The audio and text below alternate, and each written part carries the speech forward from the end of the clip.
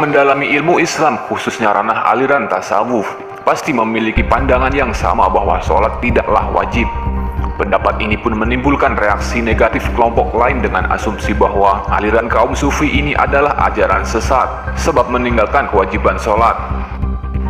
Sebelum lebih jauh masuk topik pembahasan ini, cobalah Anda sejajarkan dengan sudut pandang konsep tasawuf, supaya lebih mudah memahami. Dan jangan lupa ikuti terus channel ini dengan subscribe sebagai tambahan informasi dan referensi seputar Islam dan hakikat Nusantara.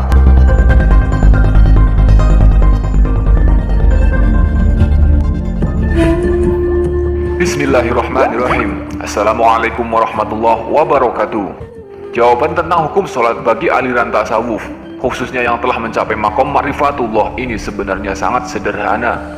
Namun harus ditekankan lagi untuk bergeser sedikit pada cara pandang sufistik, yaitu aspek hakikat. Sebab tanpa adanya manunggal satu arah, segala sesuatunya hanya akan menjadikan perdebatan yang tidak perlu. Bahkan opini Tuhan sendiri memungkinkan untuk dinilai salah.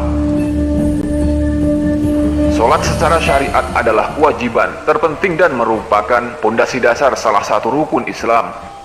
Sedangkan pada tahap di atas syariat yang kita sebut lapisan ilmu hakikat, sholat dinilai lebih daripada sekedar wajib.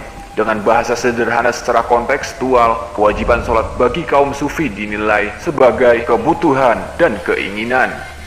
Sehingga pada makom ini, seolah-olah Allah Subhanahu wa Ta'ala sudah mempercayakan mereka dalam urusan ibadah sholat, dan tak perlu lagi diwajibkan atau disuruh-suruh untuk sholat. Dan bukan pula mereka menghilangkan hukum wajib pada sholat, namun justru menambahkan anjuran sholat itu sendiri.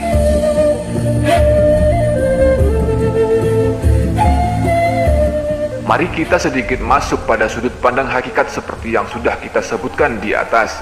Secara aspek kebutuhan, sholat pada hakikatnya adalah kebutuhan manusia demi keselamatan dunia dan akhirat. Salah satunya adalah supaya manusia terhindar dari perbuatan keji dan mungkar, sebagaimana yang dijelaskan Al-Quran surah Al-Ankabut ayat 45. Allah Subhanahu wa Ta'ala berfirman, "Bacalah kitab Al-Quran yang telah diwahyukan kepadamu, dan laksanakanlah sholat. Sesungguhnya sholat itu mencegah dari perbuatan keji dan mungkar, dan mengingat Allah itu lebih besar keutamaannya dari ibadah yang lain.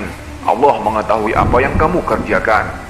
Setelah kesadaran akan pentingnya ibadah sholat ini terbuka dan menempatkan sholat sebagai pokok kebutuhan hidup, maka muncullah hasrat jiwa menginginkan sholat.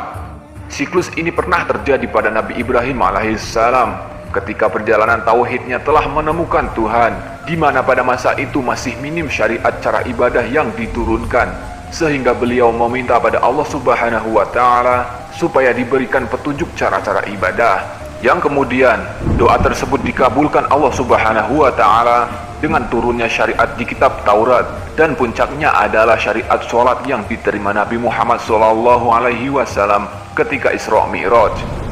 Doa Nabi Ibrahim alaihissalam tersebut diabadikan Al-Quran surah Al-Baqarah ayat 128. "Tuhan kami, jadikanlah kami orang yang berserah diri kepadamu, dan anak cucu kami umat yang berserah diri kepadamu. Dan tunjukkanlah kepada kami cara-cara melakukan ibadah kami, dan terimalah taubat kami.